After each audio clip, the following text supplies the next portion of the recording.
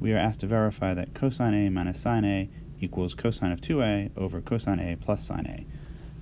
Verify an identity always means show the left-hand side and the right-hand side can be made to look the same without crossing the equal sign. We should in general start with the more complicated side, which is the right-hand side in this case, both because of the fraction and because of the cosine of a high multiple of A, both of which are more complicated than the simple trig functions on the left. We start by rewriting the right-hand side so we can process it. We do this to not have an accidental use of the equal sign between the two things that we have not yet shown to be equal.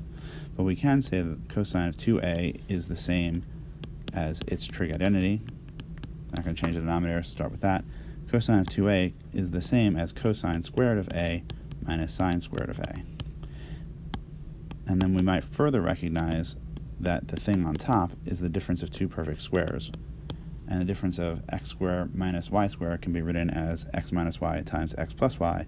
Likewise, cosine squared A minus sine squared A can be written as cosine A minus sine A times cosine A plus sine A, which is a basic algebraic identity with which you're supposed to be familiar.